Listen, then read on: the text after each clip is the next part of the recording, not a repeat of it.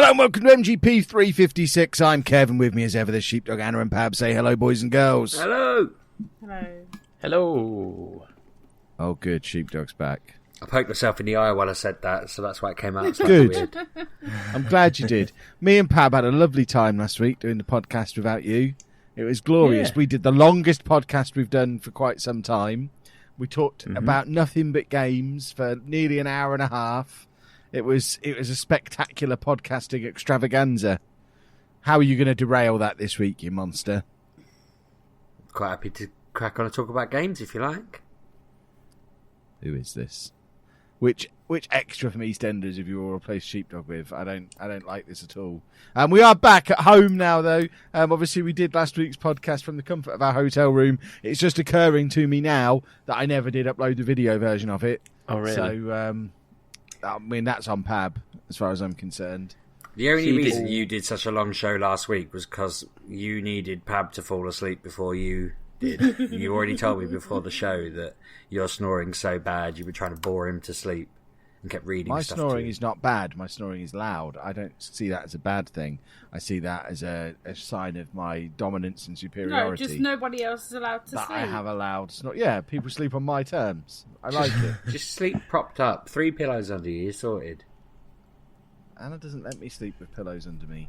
Yes, have I to sleep do. on I my tell side. you constantly, put your pillows under your head. Because for some reason, the pillows are above your head.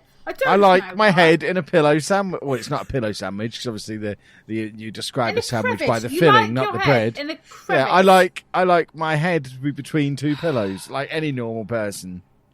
It's just, no, it's annoying, Kevin. It's a completely reasonable and normal way to It sleep. really You just is. need one under your chin as well, then. To prop your head up all But then night. I'd suffocate. No, you need to be looking Be up all quiet. night.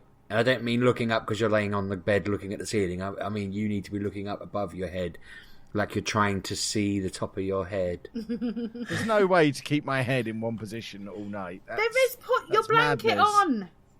What, on my head? Put your blanket on your body and you don't move. It's Just quite hold yourself. good. I either hug a pillow or I lay on a pile of them. Or when I'm sleeping in the same room as Pab, I do both because I'm desperate not to keep him awake. Because the poor lad's growing, he needs sleep. Sheepdog did a very good job. I would say that he's most improved. I even, at EGX, I sat there for what probably seemed like 3 hours talking him through the entire history of the Arrowverse to did. try and get him off to sleep. I regretted asking that question. He lit up. He He lit up. literally asked me one question. Kevin, you know when you came home with your dislocated leg or knee or whatever? Yeah, I dislocated my leg. This was because Pad didn't get enough sleep. So he couldn't keep an eye on you. He did this not on my watch, but I was in front of him. I didn't. He kind of tripped up the steps behind me. There weren't Yeah, but any for steps days there. it's like I've The dislocated steps- Yeah, my he knee. did that. The steps appeared halfway through me walking through a flat corridor. You're like the and then Darren just suddenly Anderton of steps appeared. podcasting. You just disappear for 6 months now. That's your legs gone. You're on the injury table for the rest of the year. But my leg did fully dislocate from No, my it didn't. from my hip, from my groin. What would you? My leg basically popped out no, of it my. didn't. It was like on a Lego man where you pull a leg off. That's No. basically what happened. No. My leg was being held on by nothing but flesh. It was the only thing holding the bones in place. Kevin, Isn't you would know that if all you that's holding bones in dislocated place it. normally?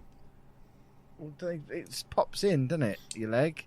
It's like a ball socket, surely. I once lifted up a washing machine and my kneecap just came apart. That was the scariest moment ever. I dropped it very quickly and never did that again.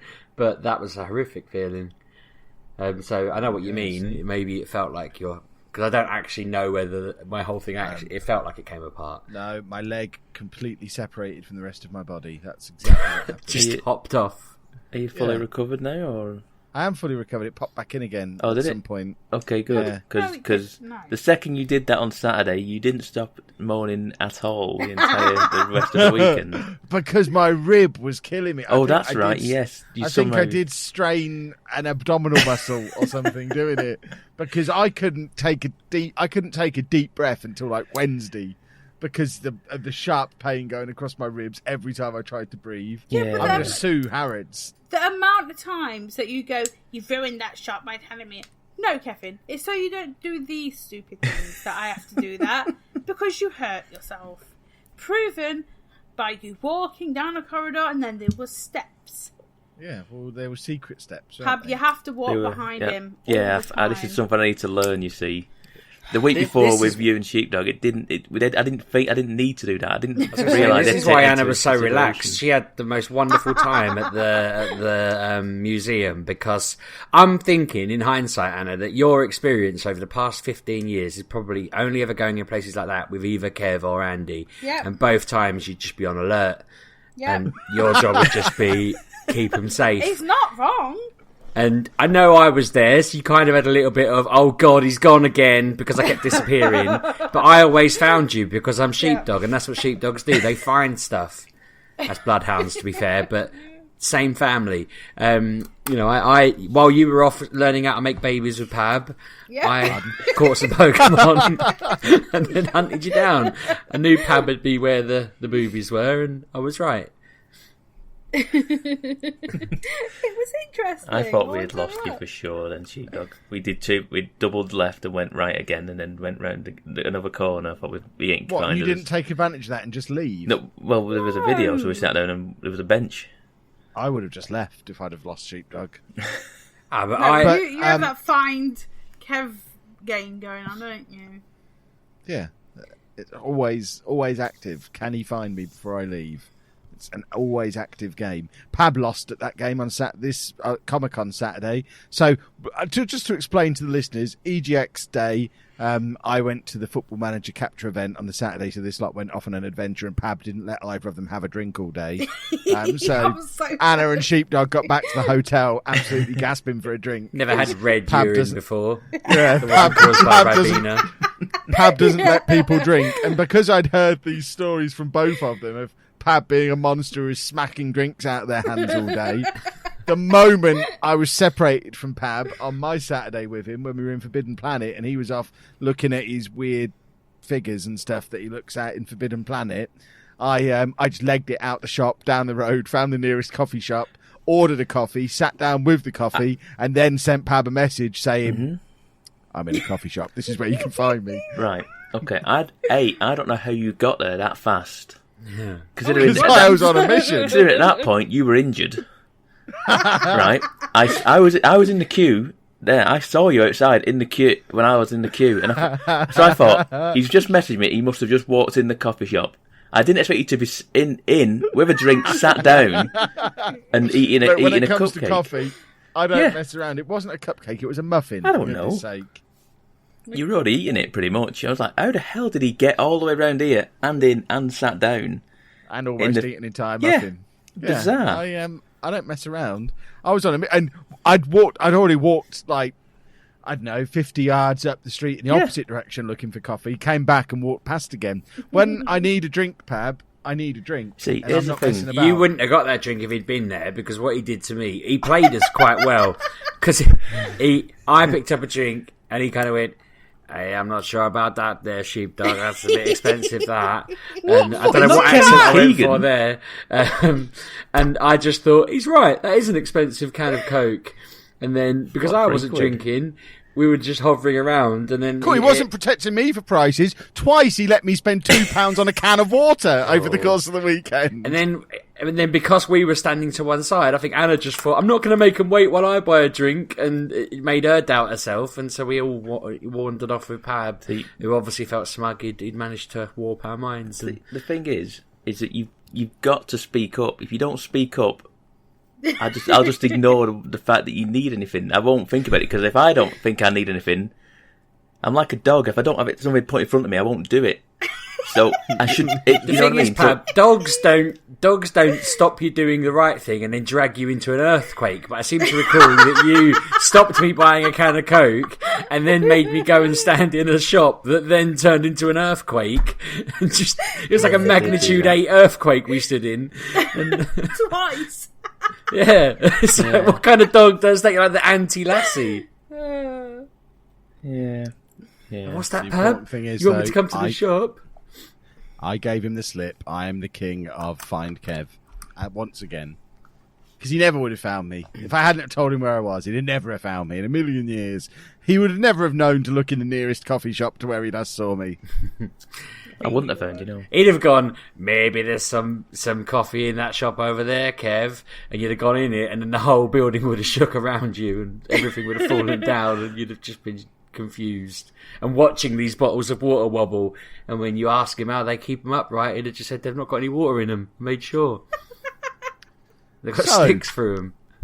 In answer to my earlier question, that's how Sheepdog will derail the podcast for the first 10 minutes. The beauty of that is tales of that. When you play it back, I said we'll talk about games, and then you derailed it. I played you. You played yourself as well. Yeah.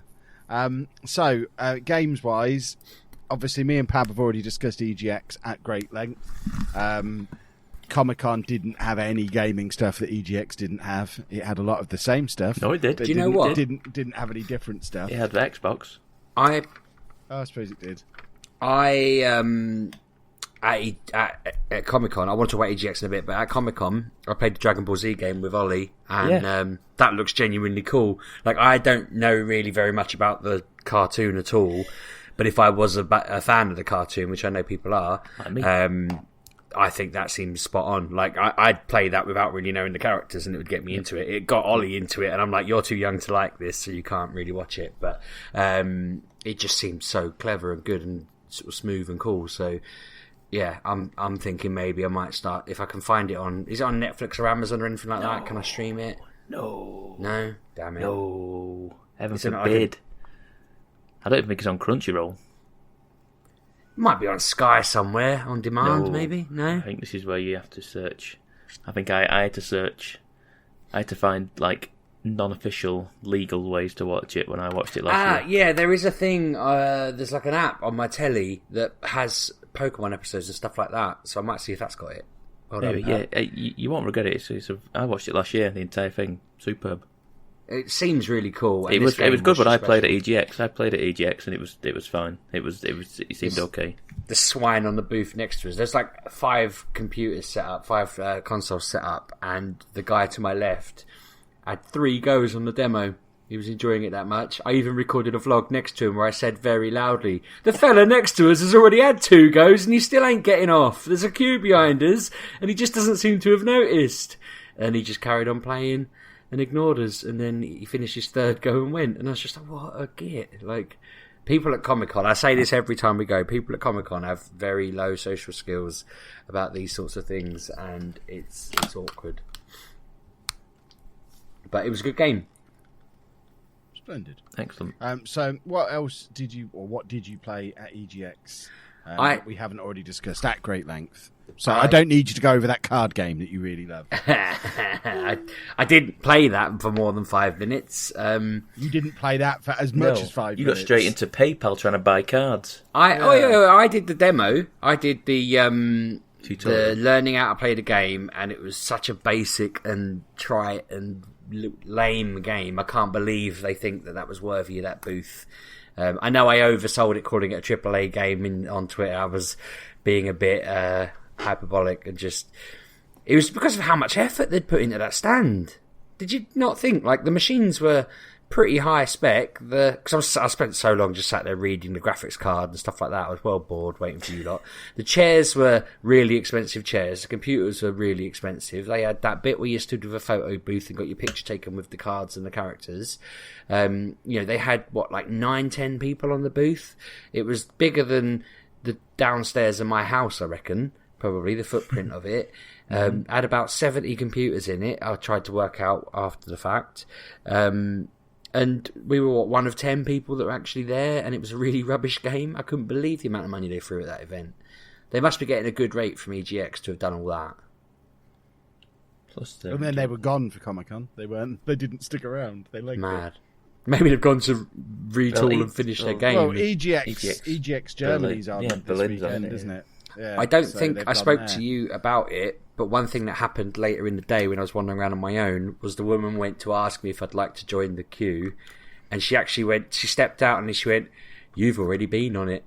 And she stepped back, and I thought, I wonder if she saw me just sitting there playing on the PayPal settings, and because I obviously hadn't recorded anything at that point. Either so few people had gone through that day that she remembered us all by face, or she saw me not play it and moan about it. But yeah, I think it's probably so few people because there was a wall between us. I don't think she saw anything. But that wasn't what I wanted to talk about anyway. I made Pab queue for an hour to play Pokemon Sun and Moon. Sun and Moon? Something I didn't need to play realistically, did I? No. I said on the podcast last time we recorded that I was a bit unsure on it, and we all know I will get it, and I know I'll get it, but I'm kind of in two minds with what I feel like at the moment, because I enjoyed it. I liked the Gigantamaxing, whatever it's called, where you make the Pokemon really big. That worked better than I thought it would, because you pressed a button, it got big, and then you attacked, and you had a couple of moves, and it was all about... Basically, I lost the gym battle, the final battle, because I used mine too early, and probably just against the wrong Pokemon. And even as I did it, the guy went, "Oh, you've done that at the wrong time." And I was like, "Why have I? This seems legitimate." And then I just got annihilated. So it seems more challenging, and it's added a bit of a mix into it where you have to think about when you're going to use it and what you're going to do and whether you need to. But so that was cool. I liked the features that added in to the gym itself. Some of the bits that I picked up on, like being able to heal as you went through it if you went back. But I didn't... I'm nervous because it looks like the gym was really empty. It looks like they've just made it really wide and tall. They've put like a high ceiling and a wide footprint of the room. Mm-hmm. And all you're doing is walking up a few kind of ramps and pressing a few buttons. And I'm thinking, if you compare that to like the original Pokemon, the first Pokemon game, when you're doing a puzzle in like, I think it's the third gym, you have to figure out where the button is under a bin. It's still just the same basic puzzle. And I know it's because it's aimed at people of all ages and kids mainly, but I was a bit like, it's just an empty room with a few people in it. They've just made it look a lot bigger because it's going to be on a telly. And I don't know, I'm hoping the reason it looks a little bit bare is because actually it's unfinished, which we know, and it'll probably have a bit more stuff going on in it. But I'm worried I'm going to get the game and get to that gym, because I'm assuming it'll be second or third, and it'll be that bare, and I think, But once you got through the gym, which was just basically pressing buttons to make water disappear so you could walk through, and then it would come down again, you have to try and figure out how to clear a path. Once you got through, you walked out into a massive stadium that had, like, 90,000 people in it and cheering you on and watching the battle and that, so that was quite epic. But I don't know, do you not think, Sheepdog, that I get the feeling that was simplified for that demo? Yes, that's what I mean. I'm hoping there's more to it. It was greatly simplified for that demo. It's either like a second room of a bigger gym, or there's more people in it. I expect that to be, because there's like 2 people I think you fought before you went into the big battle. It's exactly what I'm thinking. It's got to be. But my worry is that I will get the game and it won't be, and I'll be like, "Oh, well, it's exactly the same." I imagine that's probably a very early on gym then. And they'll get I'd forgive it if that was like gym 1 or 2. Fine, you're right. It needs to be easy. Yeah, because in Sun and Moon, there's not gyms. You have to go and do a challenge, and you're kind of completing a puzzle in a forest or whatever, And I thought that was really novel, and I really liked that, and I wanted them to carry on with that because I thought it was quite a clever thing. But we'll see. I'm trying to not let it worry me too much, but there's been a lot of scorn about how much they've cut from this. And I know, like Kev said before, don't be entitled, let them do what they want, it's their game, that kind of thing. But it is... Someone put it quite rightly, that this is the first time these games have gone from being a 30 or 40 quid DS game to a full price Switch game. Which I know they're never 60 quid or whatever, because they are always discounted or whatever it is. But they've got to justify the RRP going up by like 30 or 40%. And so far they've lowered the amount of Pokemon in it. They've lowered the amount of... they don't have all the little features that people enjoyed. And I'm hoping that that's because they've added in features they're not telling anyone about, because they've kept their cards close to their chest this time. Last gen, you already knew all of the 80 new Pokemon. You already knew all the new gym leaders, all the new like bits and pieces, and you were just kind of playing through it to experience it. The demo even told you a lot, and the demo weirdly had all the data in for the game, so it got hacked very quickly and people knew all about it even more. But this one, they've not told you what the starters evolve into. They've not told you any of the you know what I mean? There's just nothing. All I know is about 5 of the Pokemon, couple of the gym leaders, and it's set in a rip-off of England, basically. So Pokemon battles are like their version of football. There's been loads of rumours that have been debunked and all sorts of stuff, but for all intents and purposes, it's a very, very secretive and unknown thing. Even the demos that are out, like I considered asking for a demo, but they only gave like 8 companies a demo, I think it was in the end, and they're all under such tight embargoes that if any one of them said, "Oh, it's got this many Pokemon in," or "This is what this evolves into," they'd just be sued to hell. Like we wouldn't have been able. I'd have lost my house if I'd been given a demo of that because they'd have found a way to destroy me. I imagine they've been very, very tight about it. Splendid. The only other everybody. Sorry? I'm just summarising that was Pokemon. All right. The only other thing I particularly played there for any length of time, I booked to go on the Final Fantasy VII Remake demo. Never heard of it. My expectations for that remake were so low because I just was convinced there was no way they were going to do it justice. And playing the demo, I reckon it took me 20 seconds to feel like they absolutely have. I'm really, really excited about it. My only negative, and I'll start with the negative because I think the rest of it's really positive. My only negative was, and I'm hoping this was because it was the demo or because it's early in the game and they want to keep you on the rails. In the original, you could just you had 2 characters at the start and they just took it in turns to have their goes and you controlled both of them all the time. In this, it seemed like you only controlled one of them and the other one didn't do anything and you couldn't just switch to them. So when there was stuff far away, I wanted to switch to the matey boy with a gun, I was trying to say there, and shoot them, but it wasn't letting me. And then later on it let me, but it wouldn't let me switch back to the guy with the sword when I needed to stab someone. And then when I got to the boss, it just kept saying, "Oh, use lightning on it," but my guy only had fire and the button to move to the guy with lightning didn't work. So I was just like, this is confusing me, and it just felt like the battle was made massively longer. I got really nervous at one point because there was some guys behind me watching and I kept hearing them laughing and I thought, they think I can't do this, but the game's not letting me do what I want. But beyond that, they turned what was a nice battle at the start of the game into something really cinematic, really cool. They've added some bits where you like hide behind stuff so you don't get hurt. It's a bit more tactical. I was nervous about being able to run around the bosses because that just seems like a faff. I'm used to it being, more tactical. They all stand still. You decide what move you want to do. You've got 20 minutes to decide if you want 20 minutes, or you can just hit attack. This is all kind of you just need to decide, which is more modern. I get that. But it was so good. It looked so nice. It looked so pretty and jazzed up. And it's a shame that it's not the whole game at once, but I kind of get why it's not now looking at it. And I know also that I wouldn't ever play a 50-hour game these days, but this is meant to be like 10-ish, I think, if I understand it right. And I can't wait to see what they do. I can't wait to see Cloud in drag when I get to the end of this first version, this first release, because it looks like that's around the end that you'll go to the Shinra building, and then I think it just cuts off after you leave that and go out into the world. At least that seems like the natural point to break it. And this looks special. I can't wait. It's March it's out, isn't it, I think? No one knows. I've killed the podcast. But I'm excited. That's your lot. I got to do a picture with the Buster Sword as well, which was amazing. You're a weirdo.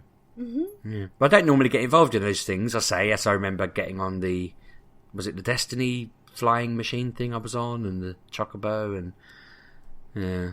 Oh, I remember the chocolate boat. You loved that thing.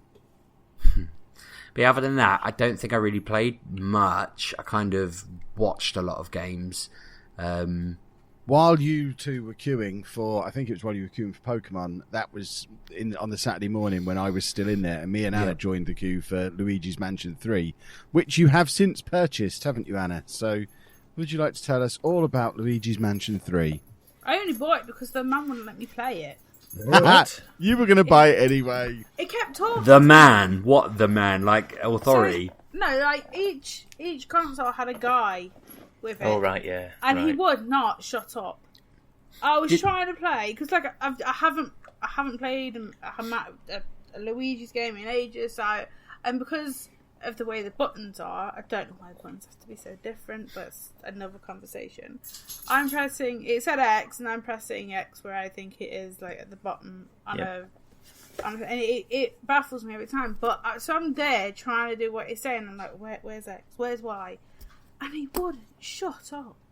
Did he keep asking you what games you like? I'm wondering whether they had a patter. Yeah. Because mine was like, do you play Call of Duty? No, mate, I don't really. Do you play Elder Scrolls? No.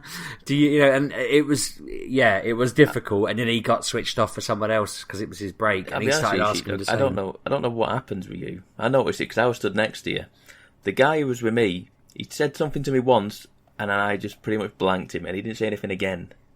Whereas you seem to get into conversations with people, and you end up having a conversation for 20 minutes. Mate, I do that when I go to Tesco's. That's just the curse of being so charismatic. I can't help it. I'm sorry. Because I just pretty much blanked the guy, and he left me alone for the entire People demo. want to hear my story, Pab. That's all it is. They see me, they want to know what's going on with this guy. What's the hell is wrong story? with him? Go on, Anna. Anyway, sorry. Anna. Sorry, you carry on.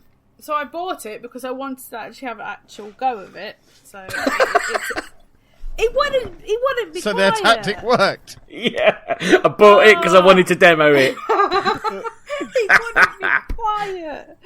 Oh my god! I was just like, I wanted to get the Switch and go, right, I'll be back when this is finished, and I'll just hand it you back. Just leave. And she was texting me this stuff while this was going on as well. 'Cause by this point, I'd left and gone to my event, and she was texting me.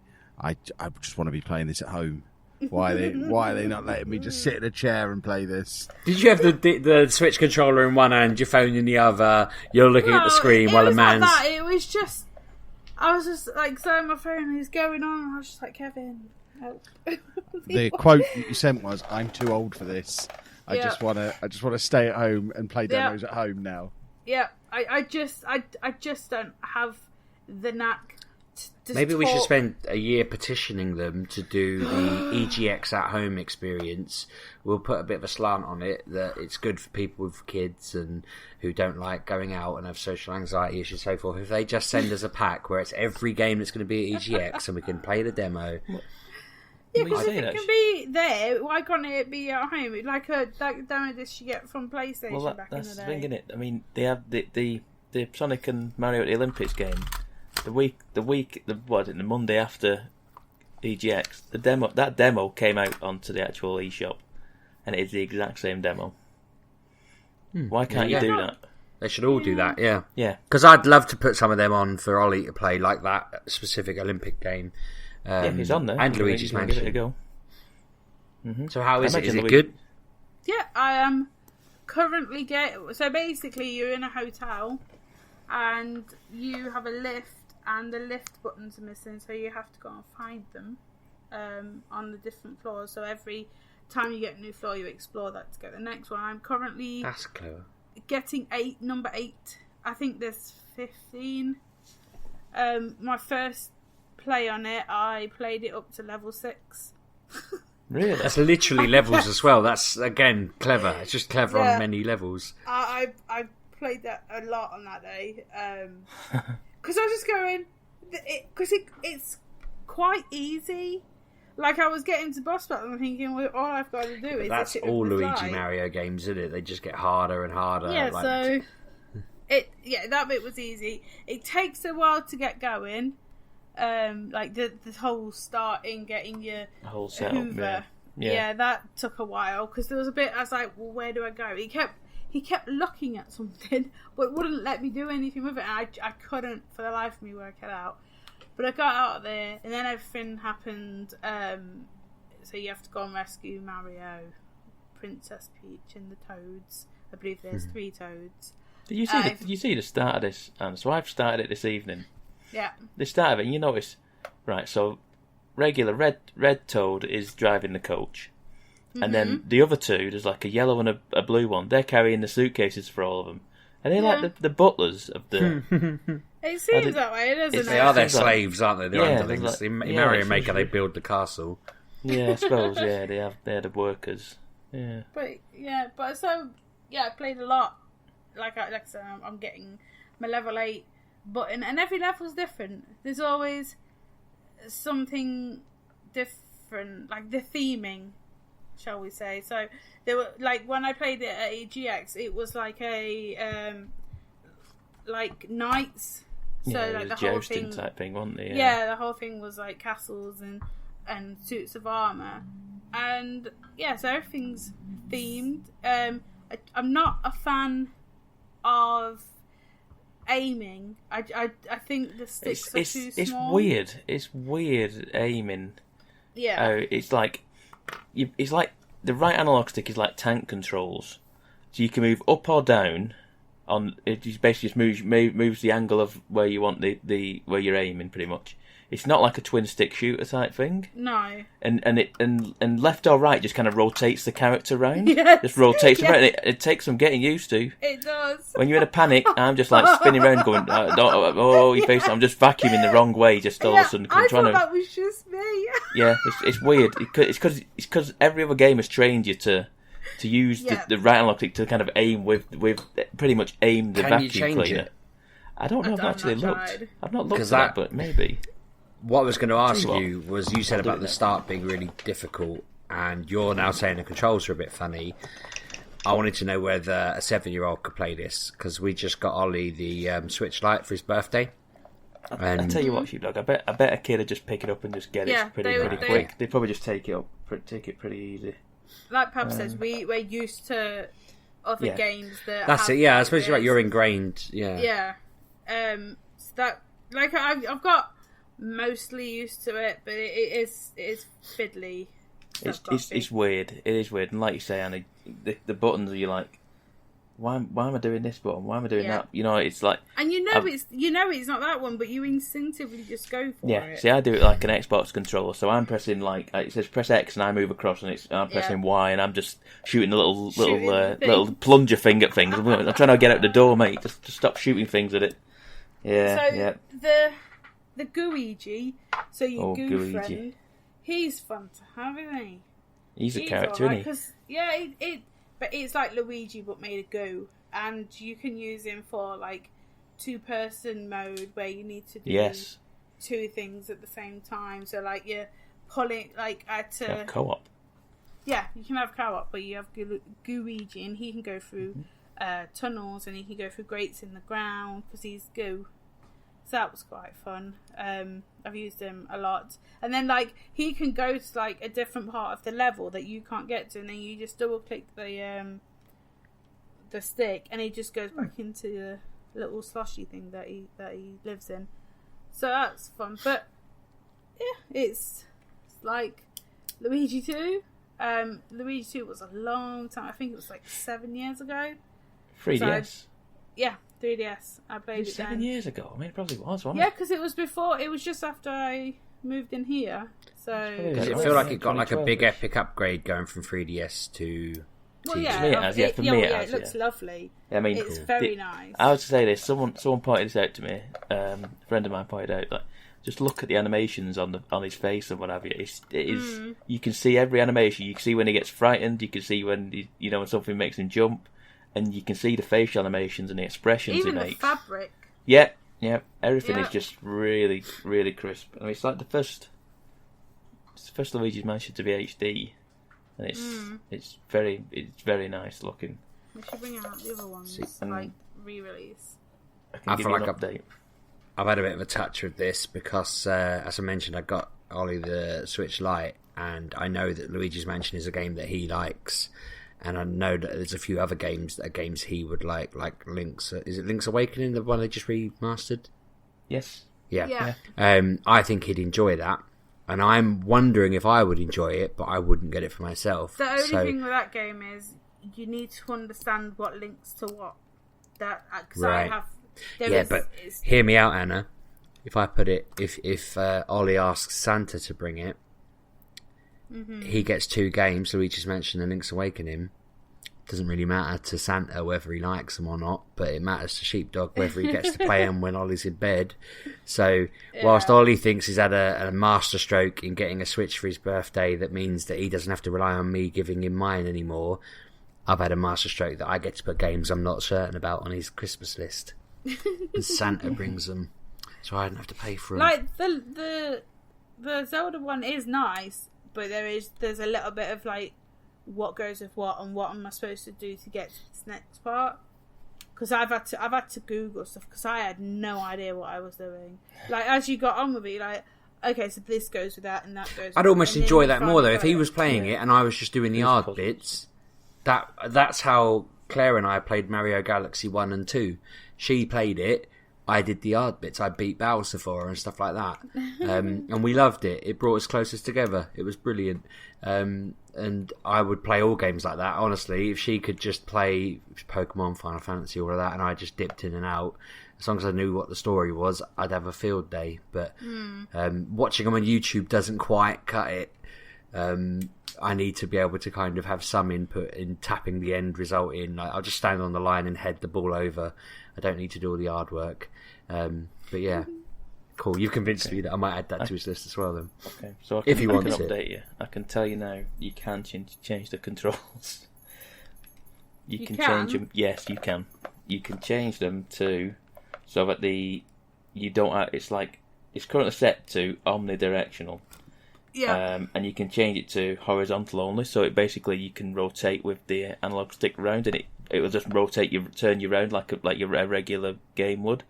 But then you lose the ability to like aim up or down. Right. So, but I'm assuming there's some sort of auto lock would aim it up at things. I don't know, or there's like a bigger window to. You're gonna need to because not zombies, when ghosts come, they're sometimes like high above you. But if like I say, I'm assuming like the hitbox on them is relatively generous, so you probably don't need to actually aim that high, else it wouldn't let you do it. But you can apparently change it to. You have it on now, I assume, so you can test it. I'm literally doing it now as we speak. Yeah, I'm just wandering around. It is. Yeah, you see, you rotate the analog stick and he just spins in a circle now instead of having to do like the. It's kind of cool. But like I say, you lose the ability to move up and down. Yeah. Which I don't like I say. I'll have to give that more of a go to actually see how much it actually affects the gameplay. But it is there. You can do it. I think that game is a dead cert for the Christmas list because I know that he's played 1 and 2 on the DS. Oh well, then there you go. Then it'll be a damn round at that. Trying to think there was something else. He got Yokai Watch on the DS. It was you, wasn't it, that looked them up for me? I'm sure we spoke about Yokai Watch games. I'm sure we spoke about it before. And I got one based on your support there, and he's been loving that. That seems quite good. Someone did say to me again, I can't remember who it was on Twitter, so sorry if you're listening. Someone said to me, Yokai games are almost better than Pokemon games these days. Yeah, I've heard that. And I can see it. I could definitely see it. He's absolutely loving it. It's like he got Yokai Watch, Detective Pikachu, Jurassic Park Lego, and possibly another game. I can't remember what the other one was off the top of my head. And if you'd have put a gun to my head and said which one's he going to play, I'd have probably said Jurassic Park Lego because it's on the Switch, and he has played that quite a bit.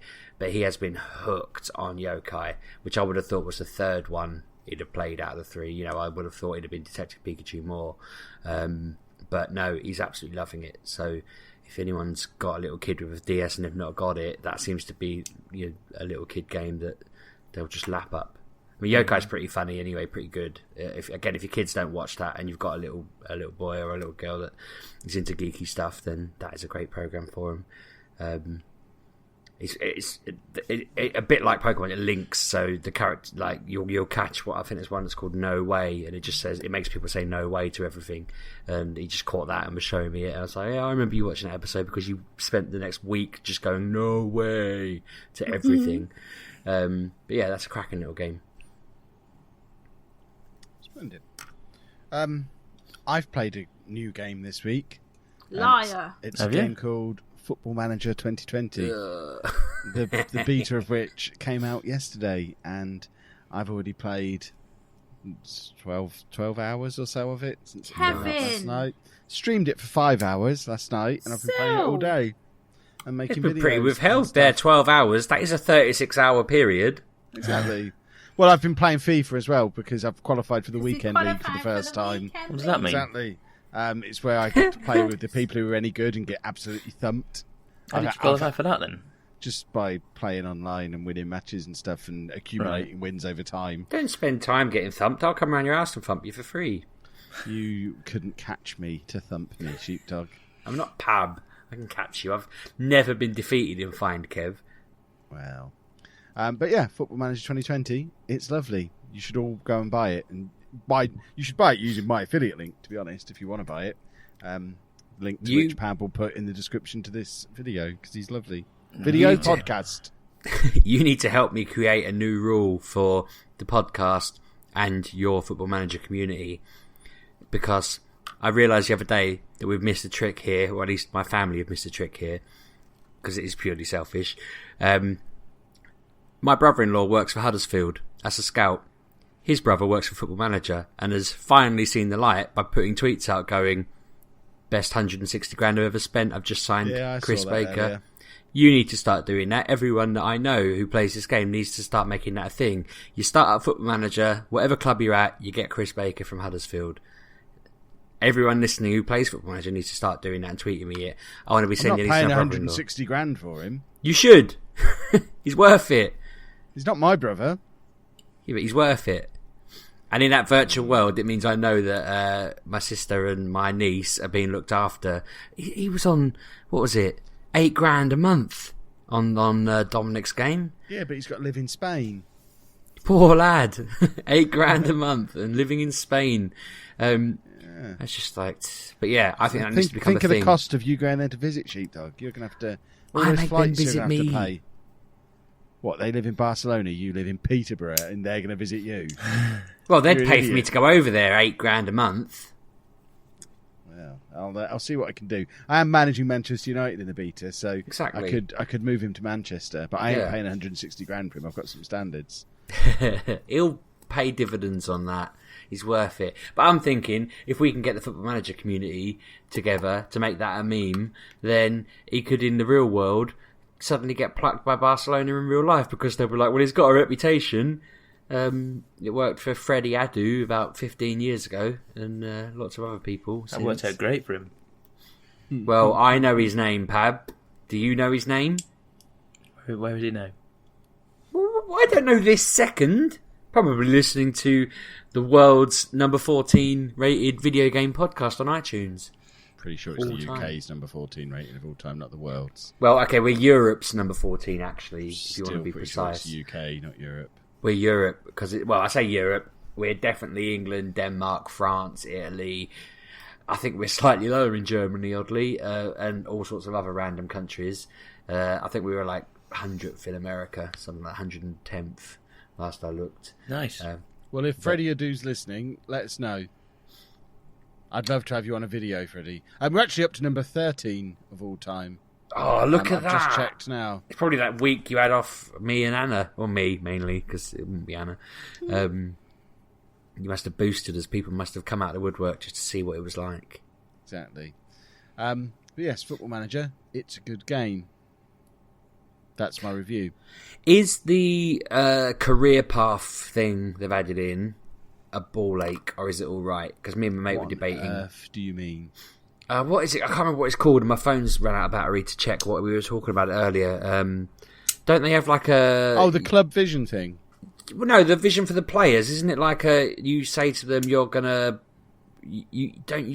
Did I understand that right? You set up their career or something? Well, you don't have to, but it's basically there's this new thing where you've got the option where if you bring in, like, it's for when you're signing young players who are going to get better. Yeah. You can bring someone in and say, you're coming in now as a reserve, but in 2 years' time, I'll make you a first teamer, and you can put that into their contract promises. But you don't have to do it, and it's just... basically, it will allow you to sign some youngsters that perhaps wouldn't have signed for you before because they want first-team football. You can say, well, hold the phone. I'm Manchester United. Yes, you're not going to get first-team football now, but I promise next year you will. And then they might sign for you when previously they perhaps would have gone to Crystal Palace to get first-team football. Yeah. I just feel like that's another reason for them to rant at me when I inevitably forget, or I'm much better a year later. Because I didn't expect to win the league. Don't sign youngsters then, you silly goose. Yeah. I'm trying to think what other new features we were debating. That wasn't the only feature we were debating, but we were saying that some of them just seem like they've got the potential to just cause. Because when they added in like players having conversations with you all those years ago, like for years that's just been like you did really well today, mate, and he just goes, "How dare you talk to me like that?"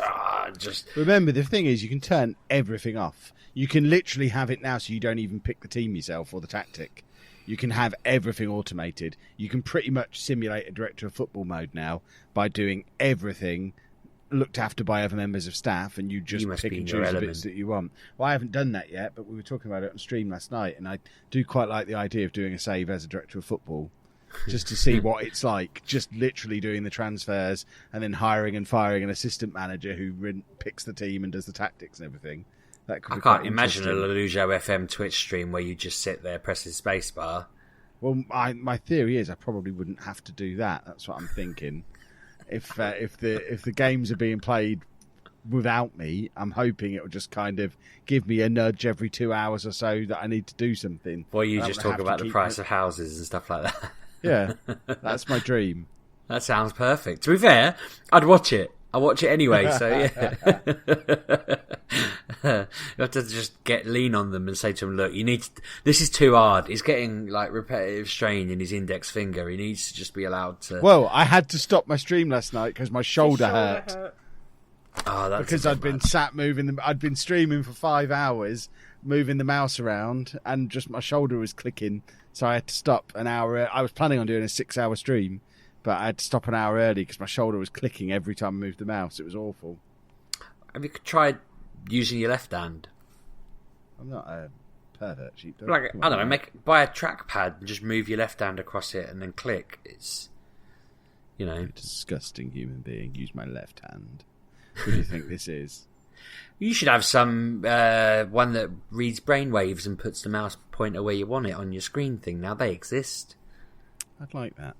Because then you wouldn't even have to move your arms. You could literally sit there looking at the continue button. In a couple of weeks, I'll be able to play it on Stadia with a controller. Are they? They've added in. They're surely going to add keyboard mode in there, no?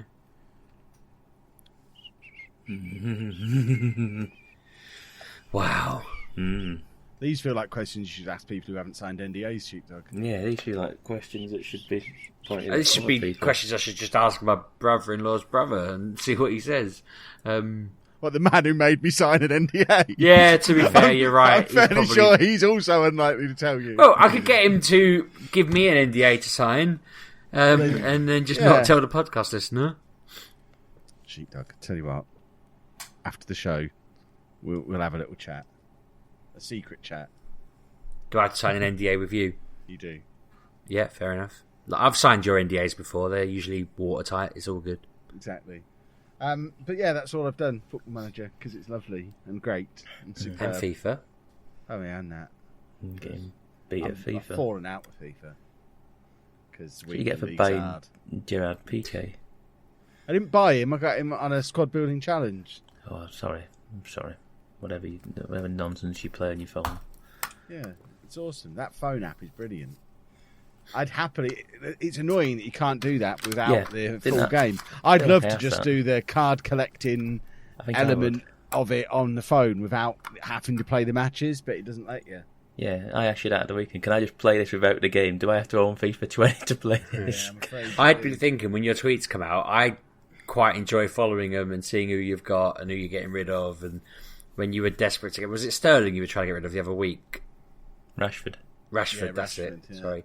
And did you get rid of him in the end? I did. Yeah, it's just oddly entertaining. My team is now 100% Spurs player free. It was a bit Spurs heavy for a little while. Mate, when you showed it on Twitter the other week and you had like 4, I thought, do you follow football? I wouldn't have Spurs players in it. They were all cheap. Yeah, for a reason. Yeah, so that was my starter team. I had Harry Kane for about 3 days and binned him off straight away because he's too slow. But I'm now completely without Spurs players. If you don't play for Man City, Liverpool or Barcelona, you basically don't get a look in my team now. That's basically football. If you don't play for those teams, you don't get a look in anyway, really, isn't it? Exactly. Or Leicester, when they fancy just becoming world class overnight, they're such a baffling team. Yes, they are. Right, has anyone got any more video games to talk about, or is this descended into manly football talk? Well, you're very boring. Sorry. Very boring. I have played a lot of Outer Worlds. Oh, yes. Here we go. Sounds boring, Anna. Can we get back to talking about my games? How is that boring? How are my games boring? They are, because you was talking about Football Manager, then football about Is Outer Harry's Worlds good? and Before we whatnot. go off and insult football, is it fun? Yes, Cool. it is. Did someone disagree? Did Pab disagree? Sounds like he disagrees. Do you not like it? It's fun. I think I don't know what it is. I feel like I've come to the realisation I don't want to play an RPG. I don't know what it is at the minute. I was like, I don't want to make decisions. I don't want to be responsible for this.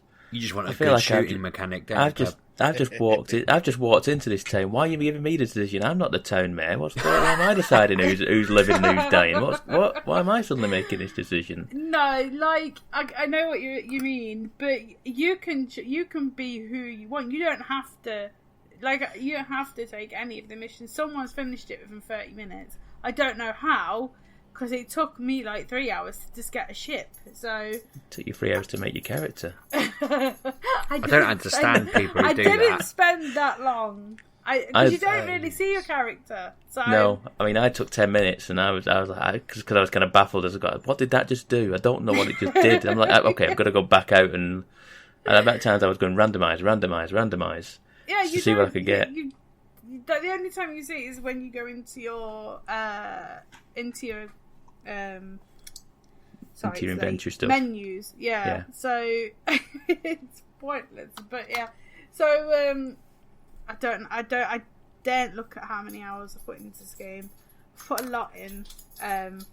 Lots of late nights playing this game. I feel I can see Fallout in it quite a lot. Oh yeah. It feels. I looked up earlier and thought she was playing Fallout. But Yeah, she told me I can see it wasn't. very much though. It's very New Vegas-y. And that's Yeah. not a bad thing. It's not a bad thing. God, because I played New Vegas before this came out, because I was just having it was out on Game Pass. I was like, ooh, I remember this game. I like this game more than. I prefer Vegas to 3. I know some people are going to be like, no, but yeah, I think prefer. that's quite a common. I think, I was going to say, I feel like a lot of think people you're say all that. wrong. 3 was better than Vegas, obviously. Not too sure. I prefer to. This one's like, oh, find your daddy, and then like 4 was find your son. At least New Vegas was like, go and find the man that tried to murder you. That's more. That seems like the worst decision you can make. If someone tries to murder you, get far away from them. Don't go and try and find them. What an idiot!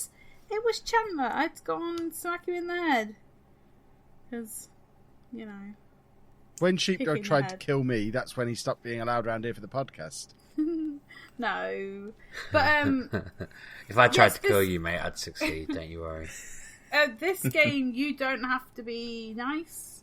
You don't have to be good. You can be a total monster if you want to be like. Sheepdog. Hey, Yeah. I'm incapable of being mean in games and real life, as you know. I can't be mean. I like if I make the wrong decision, I'll reload because I Same. feel bad.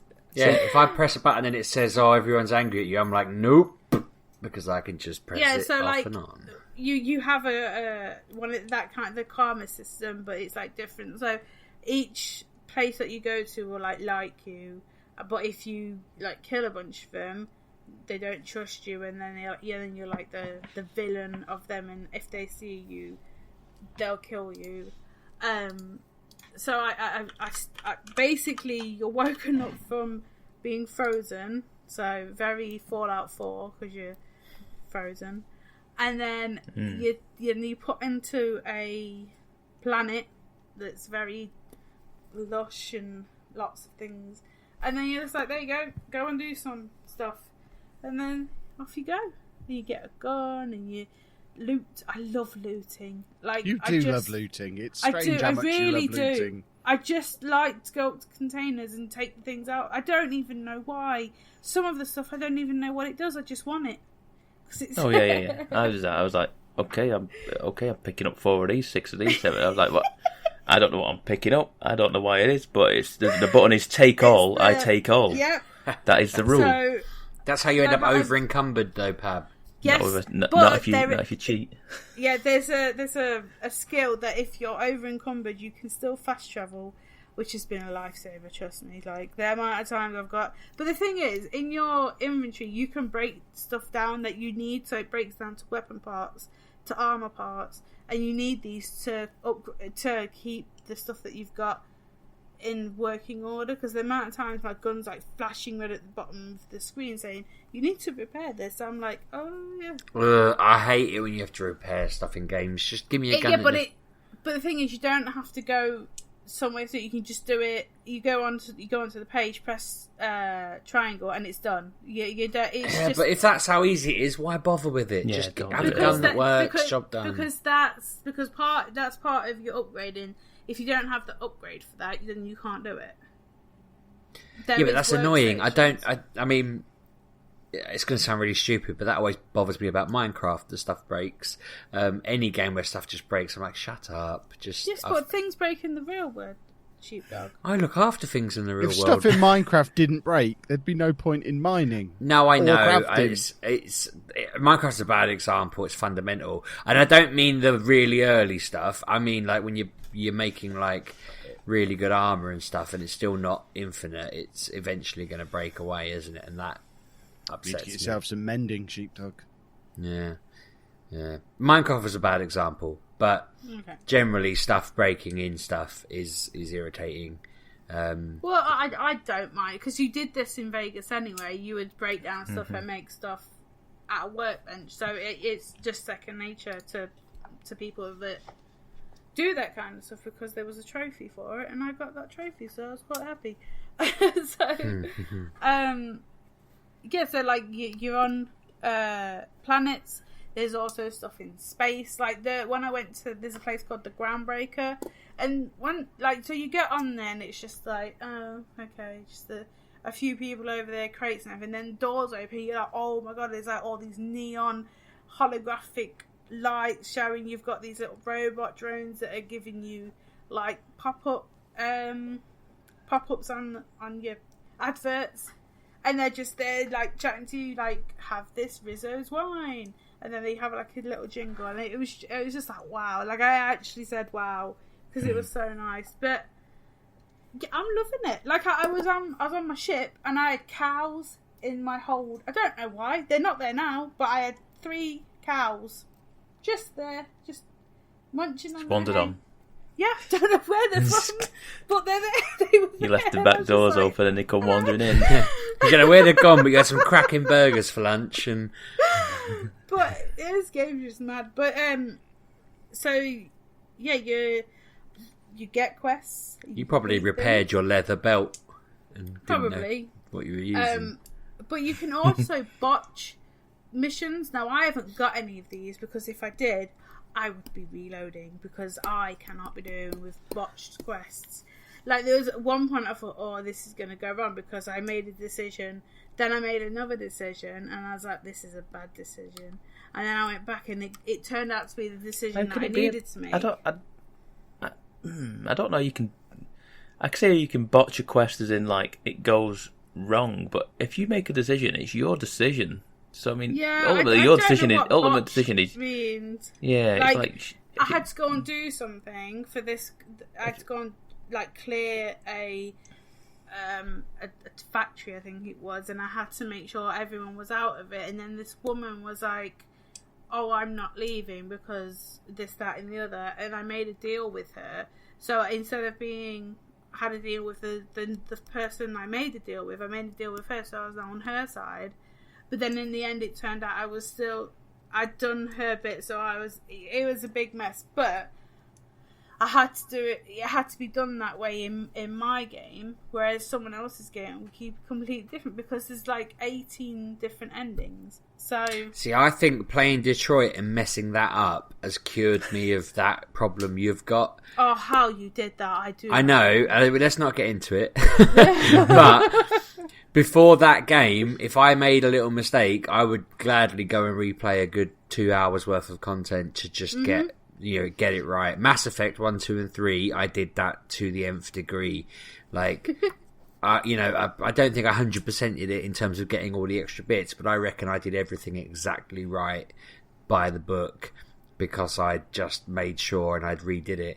Whereas Detroit, I was like, she's dead. Who cares? Let's crack on. How important could she possibly be? I think that's just part of the experience. It's how you played the game, how you experienced it. I think it's because they had the bot at the start say, even if you get it wrong, just keep playing, do it your way. We really want you to do it your way the first time. Once you've played it, do what you like. But first time through, just play it how you play it. Take it as it comes. And I thought, go on then, I'll buy into that. And I'm glad I did. So I think with Anna's problem with Outer Worlds, it's kind of like, maybe they needed that. Maybe they needed someone to just say, go on, just do it. But then I don't know whether they really have the spiraling stories that it didn't. Because it didn't ultimately matter. I still had a perfect experience that I really loved, whereas she might miss out on something important in this game because she made this decision or didn't know what she was being asked. Because sometimes they ask you a question and it's absolutely not clear. You're never going to know how it's going to turn out, and it's not fair to be hit with that weird outcome. I always thought that with LA Noire when it turned. I mean, I now know in hindsight they replaced a lot of the options. That wasn't doubt and all of that, was it originally?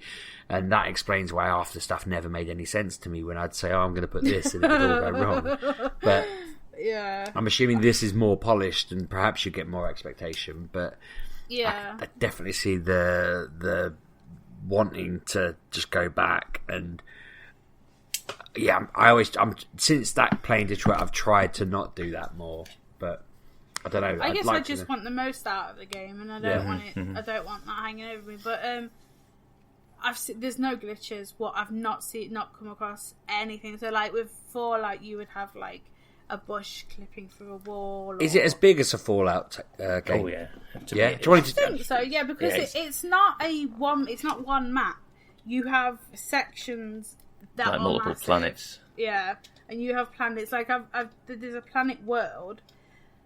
Not a world. There's a galaxy that you like when you're traveling. You see, and you go around it. But then other bits can open if you go down a certain if you go down a storyline that you're doing. That may open something that wasn't there before because you wouldn't have known about that because you wouldn't have gone because like there's good people and bad people and corporations that you can side with and stuff, and then things open on this thing. Like some of the planets you can't go to because they're just big balls of gas, but they're going to be in your solar system because it's a solar system. We have them in our solar systems that we can't go to, so they're going to have them. But you know, I like playing it a lot. I think this is my last game of the year. So this and Luigi's Mansion, though I have been watching things on Death Stranding. Yeah. Norman Reedus puts me off that. Why? Oh, I love Norman Reedus. He can't act for toffee, and it feels like when games put a big. I'm gonna shoot myself in the foot here because I've already thought of an example where I'm wrong. I thought of two actually, and those are Last of Us and Beyond Two Souls. But when someone puts in a relatively well-known, famous actor as a face, you know, recognition and all that, and they kind of focus their efforts around that, it doesn't sit well with me. It often makes me think the game's not going to be very good. Well, it's because he was supposed to be in Silent Hill, wasn't it? So I think it was just they already signed him to do that, but then they had the fallout with whoever. Yeah, but that's the problem. They signed him to do that. They signed him to be the face of a game. It's like, oh great, you're selling the game based on the face of a man who wasn't very good in Walking Dead. And he seems like a lovely bloke. Like, I haven't got any hate towards him. He seems brilliant, to be fair. I just didn't like his character in Walking Dead, and they're trying to sell a game based on him. It's like, oh great. And plus the games he's been involved in before now are poor Walking Dead games. But reading Twitter yesterday, was it? Everyone was saying it was an amazing game. Yeah, everyone it's who's very completed strange looking. It's like apparently like the whole community are putting in. I don't understand it myself because I don't get Hideo Kojima at all. That man baffles me. Like I don't know how he. Like I played not Gears. Metal Gear. Oh my god, what's them? Yeah, Metal Gear, and I don't understand them. I still don't know what a Metal Gear is. Oh, but those games are crazy, aren't they? They're mental. But that man. But like, I've been watching PlayStation Access because they had access to the game, and it's mental.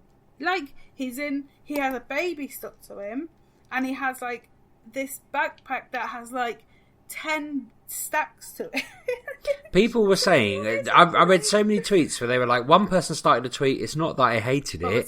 You cut off. Oh, sorry. I was confused about what to expect, because people were saying on Twitter, they were like stuff like, it's not that I hated it, it's that it was an absolutely bizarre experience. And somebody else was like, I can say I loved it, but what I mean is I experienced it and I kind of was there while it happened. That's the sign of a good game, if it can do such a thing of like, it's so divisive. Sure. It's interesting and worth having a look at. Every tweet was really vague, and with Twitter you have to.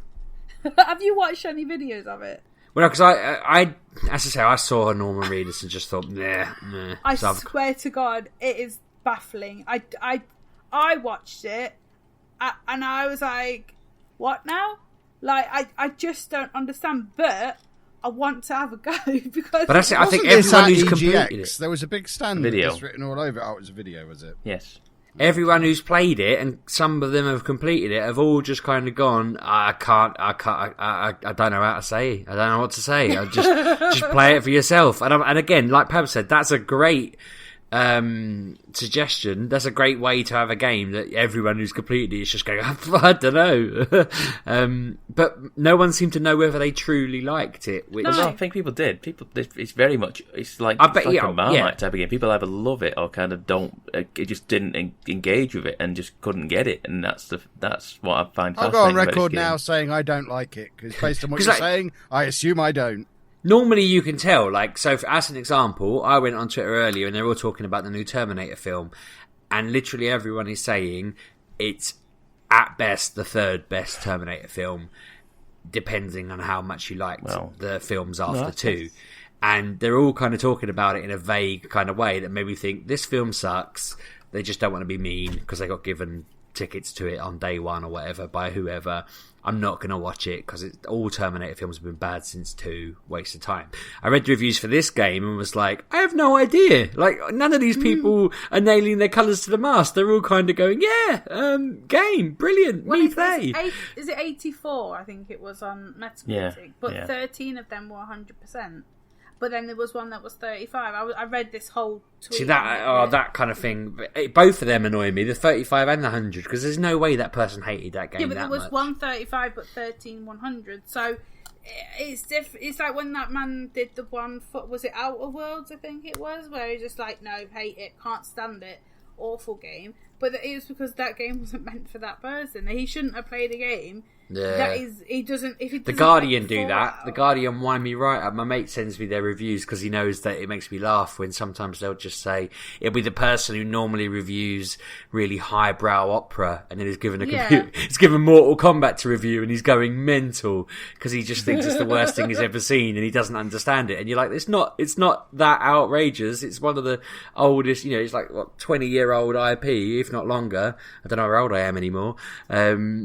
It's not new to the rest of the world, but this guy's freaking out because he thinks it's a bit gory. I hate that. Like, get a life, you know what I mean? Like, it's a different form of art for other people. I wouldn't go out and watch opera. But exactly. If you and I were asked to sit here on this podcast and talk about our night at the opera, we'd be going, well, I just started throwing stuff at people in the crowd, and Kev will just be like, I fell up the stairs on my way in and my leg fell apart, and that's all I could think about for 4 hours. And Pab would just be like stopping everyone from having a drink and making sure we all dehydrated, just pouring salt in our eyes to make sure we were extra dry. And we'd rate it nothing. We'd pan it. It'd be terrible. MGP Goes to the Opera is the worst idea ever. We should do that next time we're in London. I'm on board for that. We should. I mean, MGP went to the Natural History Museum, was quite a hit. We enjoyed that. Yeah, without Kevin. It was excellent. Yeah, good point. I'm not supposed to go to museums, really.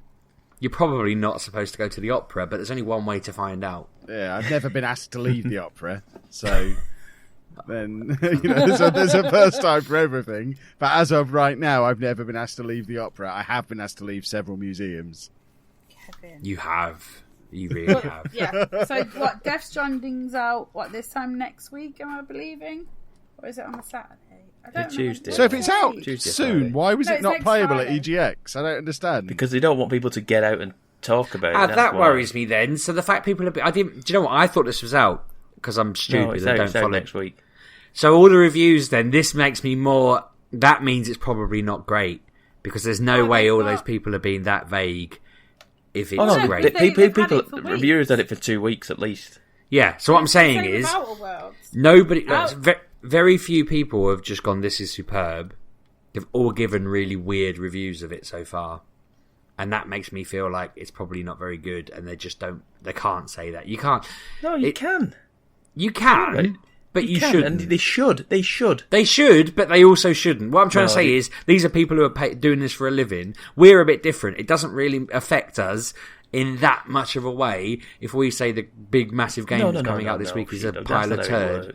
Because we're already blackballed for most of them just because we're That's nobodies. not how it works, sheepdog. That is how it works, though, Pam. You're telling me that they went, review it good or she ain't getting the next one. Get out of town. I'm absolutely telling you that. All of the 2-bit hacks that are doing No, that. I'm telling Not you proper that they review- don't say not review proper it good or get sling your hook.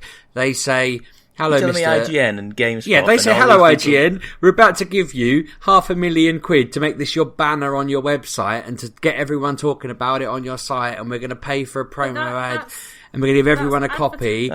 And then if they go and blooming say the game's rubbish, they're going to well, we ain't going to pay you £500,000 in future. I made up the number there. I don't know how much they get paid for these things. It's probably like $5,000. But my point is more, they're not going to get a big slot on their website if they start panicking. When have you ever seen one of these companies pan a game that they were bloody promoting with their banners and everything on their site? It never happens. Yeah, but their banners are nothing to do with how they rate something. No, but a reviewer is for those people is an employee who's given a game, and you're like, here, we'd like you to review this game. By the way, they're sponsoring the site this month. That's not how reviews are done. And if they are done like that, I wouldn't trust that person with anything ever. But that's where you've it got is to how they're realise done, and not it's just that everywhere, they're good sheepdog. at it. There's a line. No. You know, that is very, very cynical way of looking at it. I'm not trying to say it in a cynical way. I'm just trying to say there's a certain point where you're due, and plus, what I'm trying to say is a lot of these reviews they're trying to be fair, or they're trying to see it from the person's point of view. They're not saying whether they had fun. They're trying to say, oh, it is what it is. It's a bizarre game or whatever. Whereas normally you would say it's a fun game or it's not a fun game. You'll but see. It's been on PlayStation Access. Like I rate them because I do like them. They're saying the way they explain it is people are gonna like this game because it's not a game you've played ever before. It is completely. Aren't they different. employed by Sony? Yeah, but this is on everything, I believe. Yeah, but that it's the sort of thing you just It's say. just on PlayStation and PC. Is it? Oh, I wasn't aware. But not everybody's employed. A by marketing Sony. team will have come up with a phrase to use to say something that's not very committal on Yeah, but this. it's No, had no, a lot. no. A lot of people have reviewed it, so it's coming from a lot of directions. And if they're all saying this, Yeah, but scroll down Twitter now, and the majority of the There's reviews. also that people... going to be a little bit of Emperor's New Clothes with this because of the fact if you hadn't told anyone it was Hideo Kojima, then it would have probably got more negative reviews than it is. Whereas that you're going to have people who play this and think, I don't really get it, I don't know what was going on, but that man's a genius, so it must be good, and I just don't get it. And there'll be a little bit of that going on. Yeah, but I I imagine only some- like it because Norman Reedus in it. I love Norman Reedus. which again was what, like I was saying before, that's a sign of a bad game if they're trying to sell it It's via not, someone's though, face. There's been a lot of actors and actresses in games that have.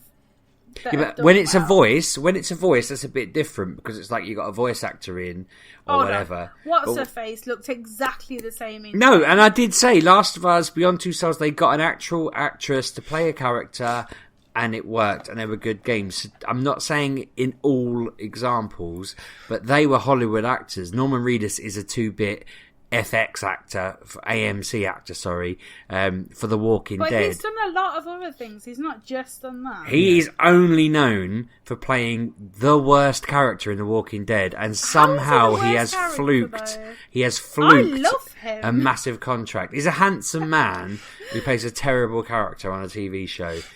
That show has somehow managed to give Carol and Daryl the main roles, when Carol is literally the worst character in The Walking Dead and Daryl is the worst addition to The Walking Dead. They are terrible characters, and all they did to make Daryl good is write off Rick, Carl, and about 5 other characters and put all of the coolness into him. Rick is not dead. I didn't say he was dead. I'm saying they took all the cool stuff from Rick, all the cool stuff from Carl, all the cool stuff from Michonne, all the cool stuff from Andrea, and they put it in Daryl, and he can't act. Andrea was annoying. No, because you're not understanding my point. But Daryl can't act. Norman Reedus can't act, and he's been put in this random thing because he got paid a lot to be in Walking Dead. He's just there to add a little bit of marketing to the game. That's how I see it. Hopefully I'm wrong, and he was an outstanding actor in this, because I'm always kind of erring on the fence of maybe he can act and they've just written him really badly, because often the things that annoy me about him are just bad writing in Walking Dead. But maybe the writing in this is good, and he'll have given his best acting job in his entire career or something. But well, in this game you can loot stuff, so I want it because there's looting. I just want a game where I can dress up a character for no reason and loot stuff. I love loot, and I don't know why. So you want to just play Barbies and nick stuff off of your friends' Barbies? I think she wants to be Catwoman. She just wants to be Catwoman. She just wants to dress up and steal stuff. No, but I heard a few stories today. So, Spider-Man, Spider-Verse, April. You sure 8th. it's not Spider-Man like you put in the chat? And I thought Kevin, it was about his mother. What did that mean? Is that called Spider-Verse 2022? No, it's coming out April 2022. Oh, Anna, use some grammar, please.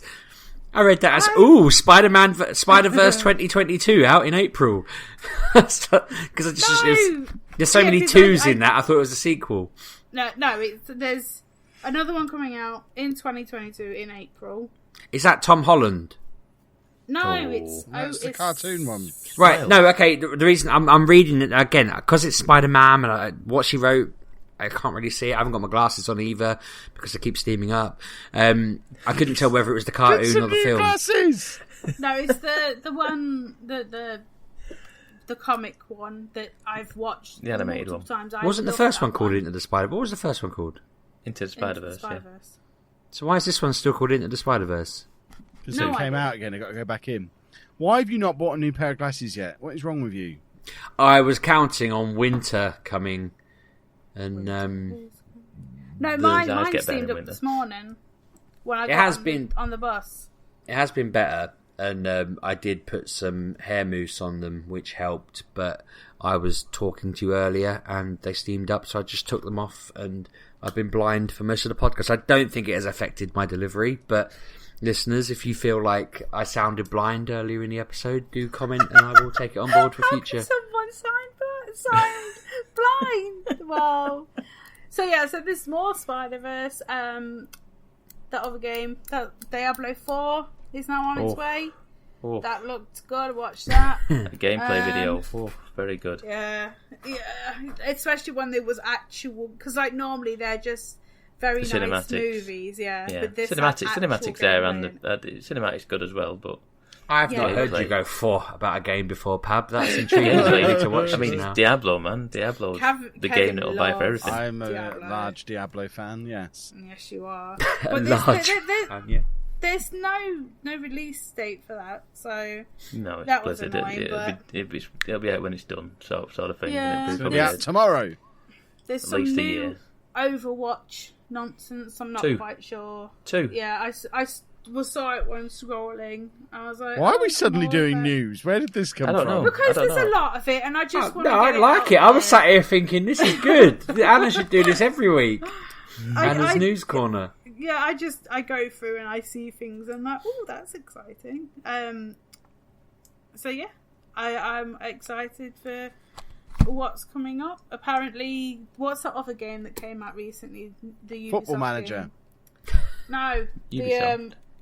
Ubisoft Wildlands something or other. Breakpoint. Yeah, that's getting redone somehow. They've gone. Because it Yep, broke. we messed up.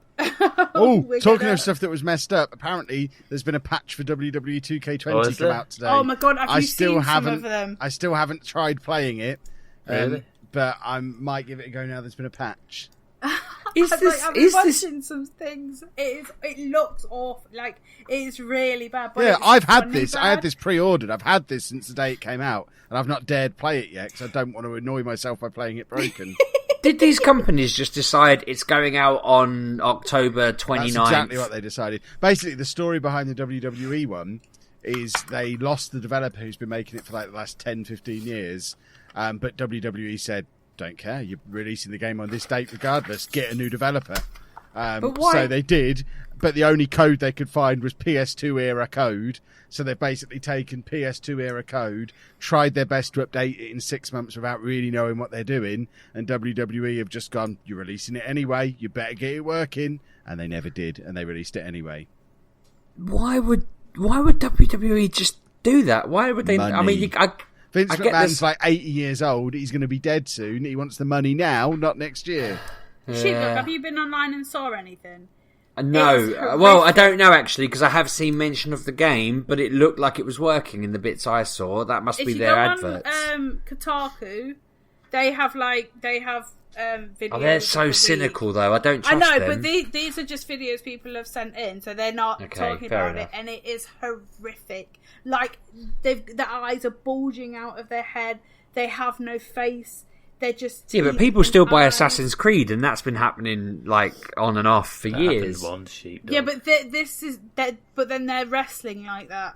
And They fall through the bodies thing. are They get caught in the deformed, ropes. and- They crawl. They like Yeah. crawl. So Like the funny. knee, like walking on the knees. So the 8-year-old is treating these cash-in games as like it was in the 90s, He where just you wants bought money. like cool horrific. spot or something, and not Just realising that wants this is his a money, he proper, doesn't genuine care. thing.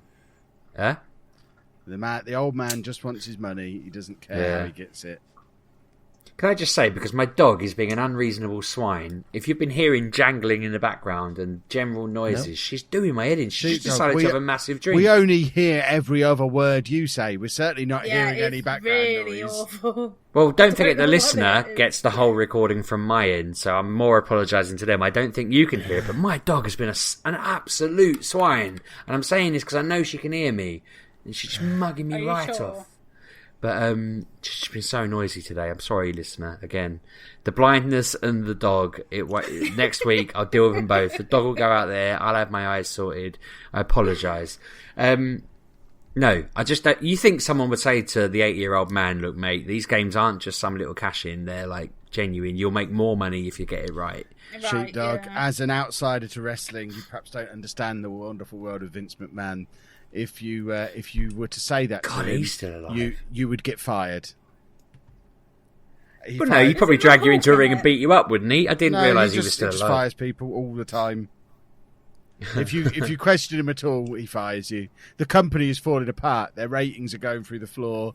The new competitor's better than them and is outperforming them. They're losing money hand over fist. Their share price collapsed today, and he just keeps sacking people who tell him he's doing it wrong. Yeah, but That's what he idiots does. like that, you just manipulate into giving you a position where they can't really fire you, and then when they try to, you just laugh and then fire them. That's generally He how. owns the thing. It's Yeah, it's but like, you can definitely get around that kind of thing. Or I say sack them. I mean more like sue the heck out of them and get them Just to have give you a them job killed. where you're allowed to tell them they're wrong, and then when they get upset that you told them they're wrong, you sue them. Job done. Anyway, that's enough of my employment law segment. What was the other game you said was broken? Death, no. Oh my god. Caught you off guard there, Wildlands. sorry. Tom Clancy. Breakpoint. Wildlands, yeah, that's Ubisoft, apparently- that was it. How do they Yeah. keep releasing games that are broken? That's what I was going to ask. they before we also got into like wrestling. money. Yes. But they should know better. They keep doing it. What and they that's- know, Sheepdog, is that people keep giving them money regardless, and it doesn't really matter. They keep doing it. People keep paying them, so why would they stop? Gamers need some kind of social code that everyone signs up to, don't they? Like, I'm going to go on a tangent that I'm forbidden from going on, but I'm going to do it anyway, and Kev's not going to stop me because he can't control my internet. Tomorrow in Pokemon Go, their new ticketed event comes out. It's only £8. It's not the end of the world, but I'm not supporting it, and no one I know who plays it is supporting it. But I know they're going to make a friggin' fortune out of that. £8, you get to do, like, you get given 10 raid passes and legendary, like, 3 weeks early. But having foresight and knowing how these things pan out, I'm thinking that's not one legendary they're going to release 3 weeks early for £8. It's every legendary for the rest of time now. The game's jumped the shark. It's very disappointing. I hope this flops. But it's created a bit of everyone, there's nothing wrong with me wanting to spend £8 on supporting a game I play all the time. And it's like, there is when it becomes £80 because you need those 10 legends a month early, you plonker.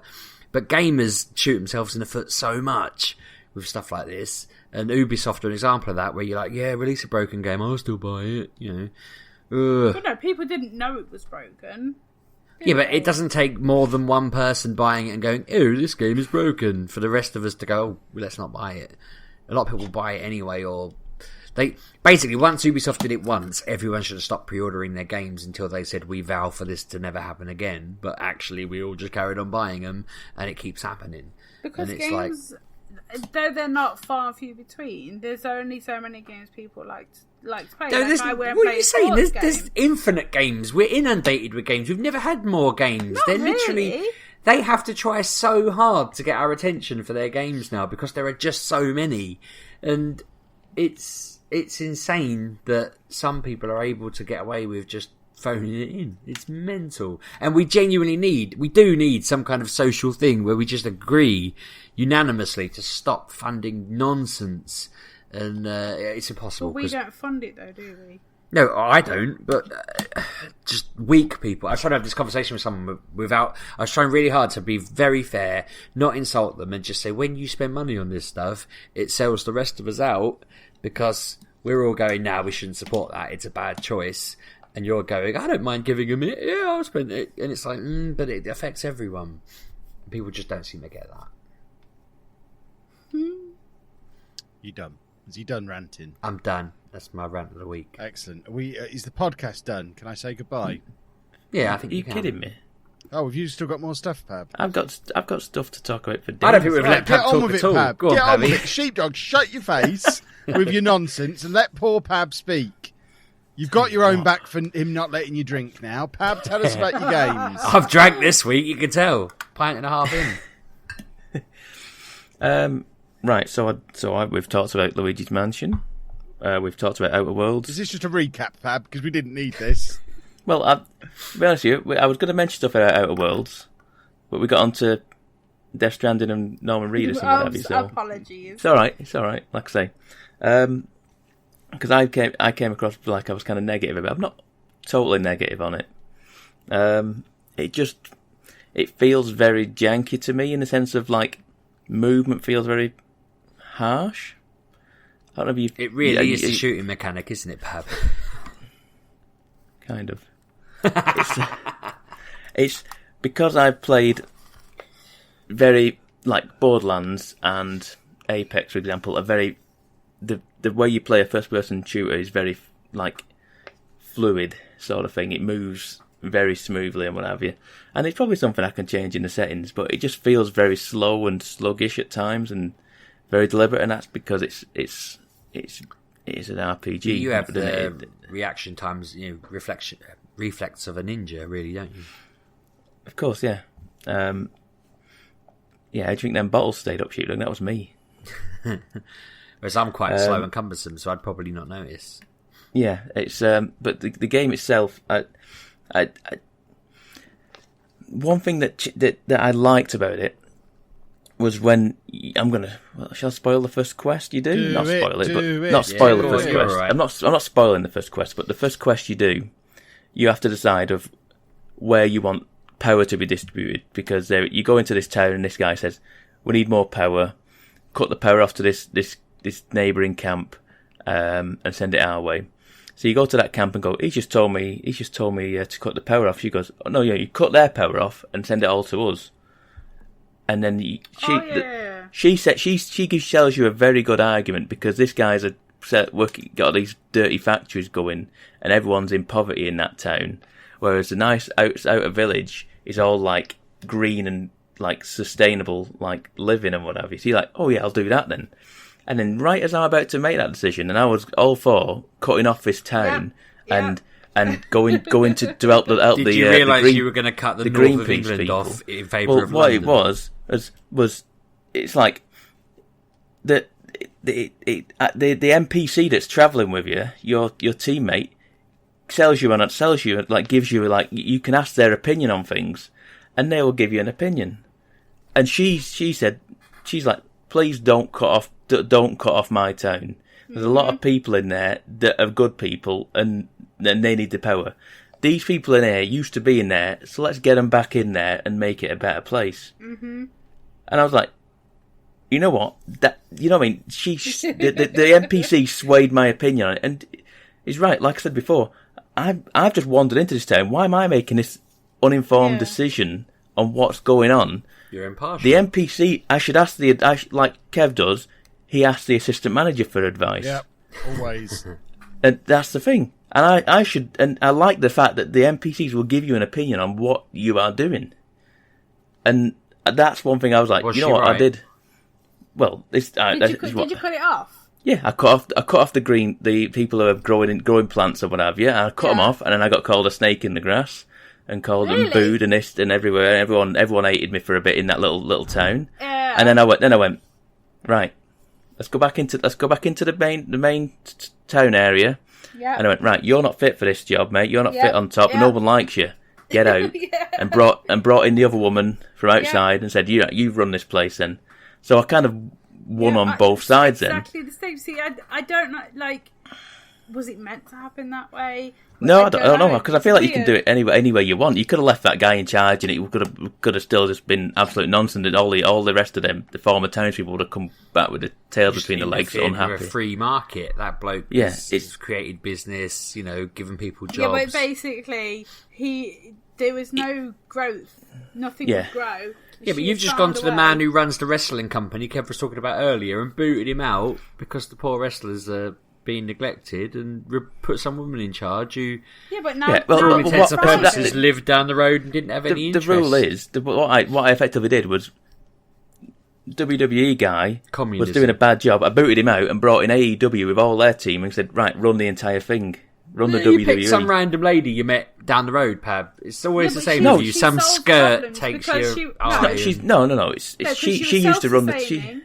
She used to be in that town. She used to come from. She used to live it and work in that town. Scenario, she used to. Yeah, pretty much. Yeah, more space. Basically, people were dying and they were burying them, and she thought, well, if I get the dead people, put them down as fertilizer, then we have room to grow our vegetables, and the vegetables will grow because of the fertilizer. Yeah, exactly. You don't eat vegetables that have been grown in a blooming cemetery. That's why we don't have cemetery farms. I mean.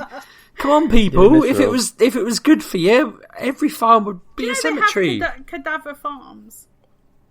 That doesn't exist. Yes, they do. Ugh.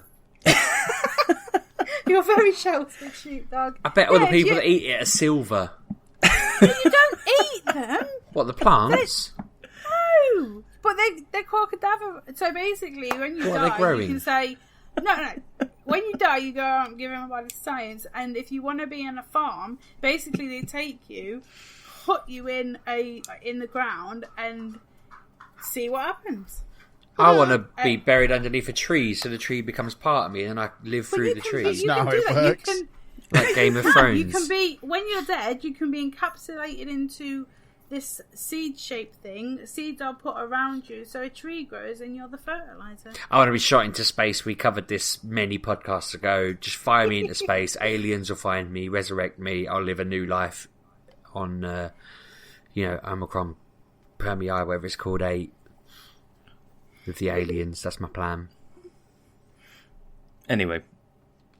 The Outer World is... Like I say, the only problem for me I've had about Outer Worlds is just how it feels. It feels a bit off.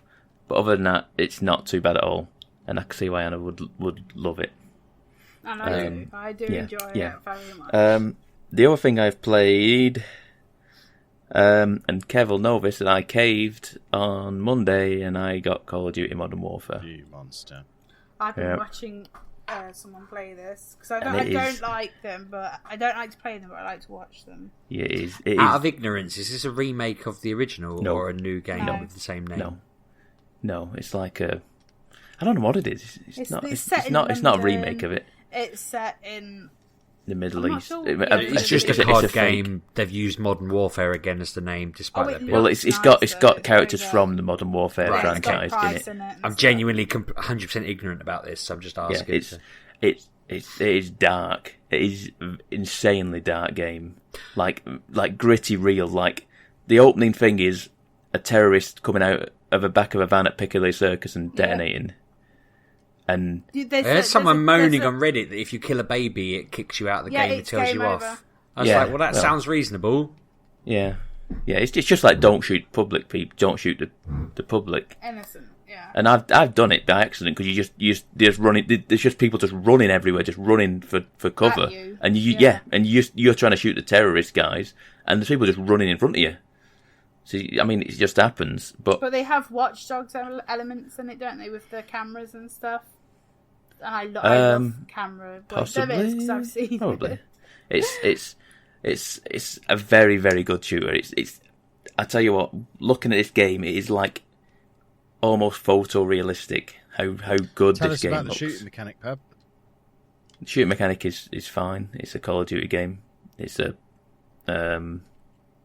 whoever made them last time. It's a Infinity Ward, isn't it? They make relatively good shooters. They know what they're doing. Shooting mechanics are fine. The issue I've had with it is the cutscenes on PC are currently broken, and it breaks my brain to have to watch them. The cutscenes basically stutter and like kind of stop for a second, but the audio doesn't. So then the audio becomes out of sync with the video. That's when I would flip and lose it. And that's why I've played probably about 2 levels of the single player, because I just can't. I was like, I can't do this knowingly try and play a single player campaign, and the game, like I say, out the cutscenes is broken. Like, how do you break the cutscenes? Come on, how do you use the cutscenes broken? But it's pretty damn good. Like I say, it's very real, very dark, and it's like I say, I've enjoyed it. I've really enjoyed it so far, and I've been playing the multiplayer stuff. And you've got there's like ground war. It's more like Battlefield mode in it now, where you can have vehicles and stuff into like a bigger map, and you've got to take the points like Battlefield, what you would do. I'm not so much of a fan of that. I prefer the smaller Call of Duty kind of games, which I continue to die at. But yeah, hopefully they'll fix it soon, so I can actually play the campaign and finish it, because I do want to finish it.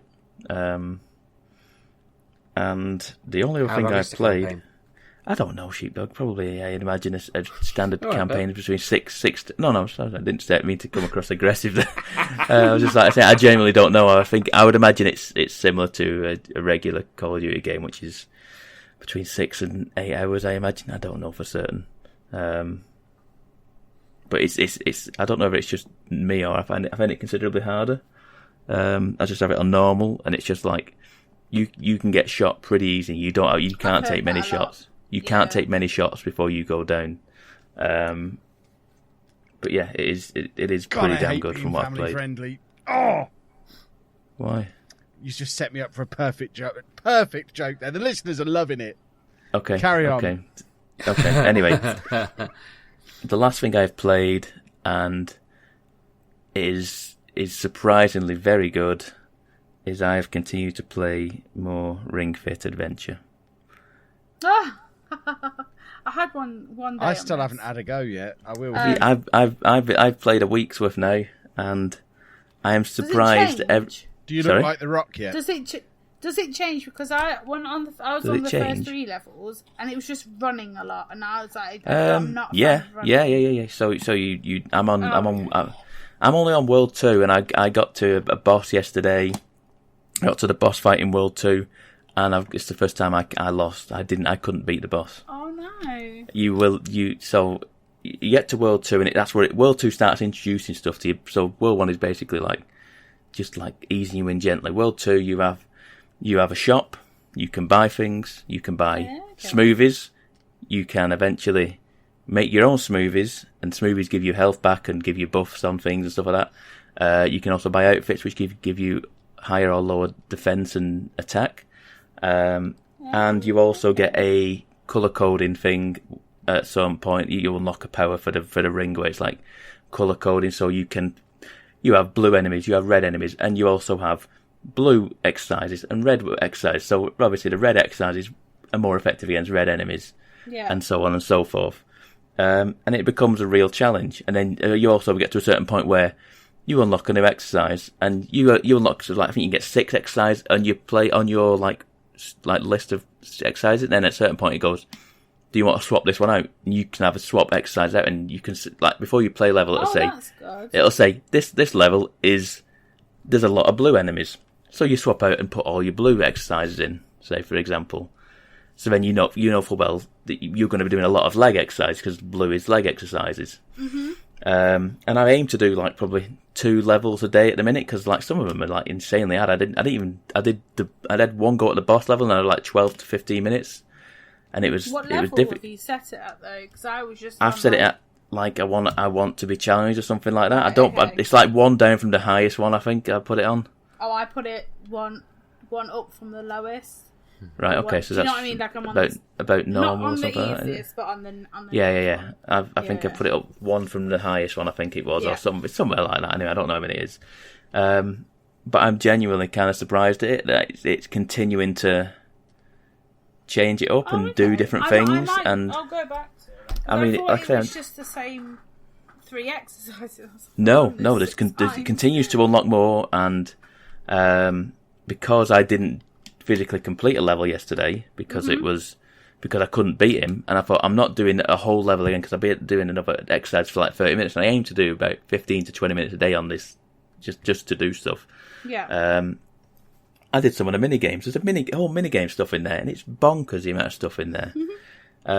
There's exercise, there's like games that work on specific exercises for like specific body parts. So you want to do arms, you want to do like stomach, or you want to do legs or whatever, or you can do like exercises which you want to do a cardio exercise, you want to do strength, you can do, there's like different categories for each thing, and then there's just mini games, so you can just play the mini games that are in the actual game, and there's tons of them. There is absolutely tons of them. You continually unlock them throughout the actual Ring Fit Adventure story mode itself.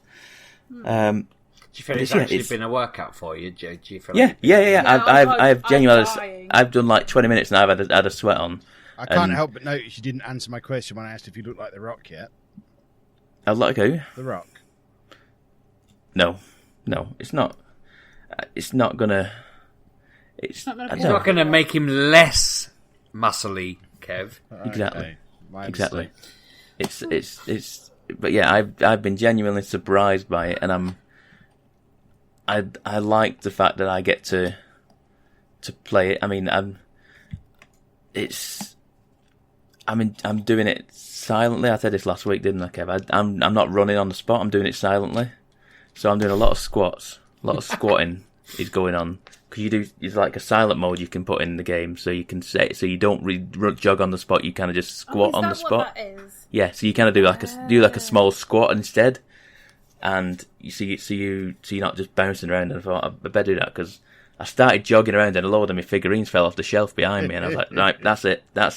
I can't jog on the spot then. You live in a bouncy castle after all. Yeah, well, no, he was playing the game on his shelf that his stuff was on.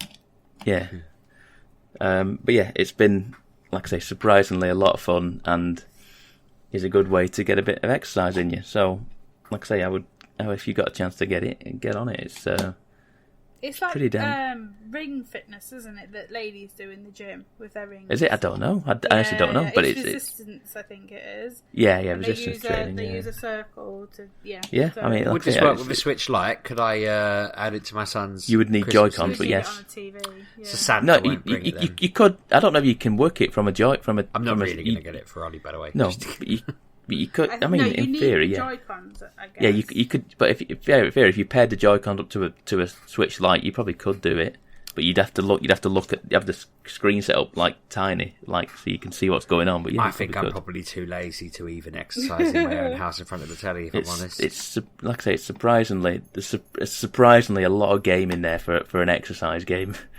It caught me by surprise the amount of stuff was in there. Going, wow, there's a lot to this, and like I say, I'm suddenly buying outfits. I'm buying smoothies. I'm buying like ingredients to make smoothies now. There's a lot to it. So yeah, but that is your lot. Very good. Well, Kev, you can take us home. Splendid. Did you know, everybody, we have internet presences on things like Twitter. Twitter is at MGUK Podcast, or I'm at Lelujo. I'm at RB6K Amber on Facebook. I'm at Miss Luigi. And I'm at Pab 1986. Splendid. See you next week, boys and girls. Have a good week. Bye-bye. Thanks for listening, folks.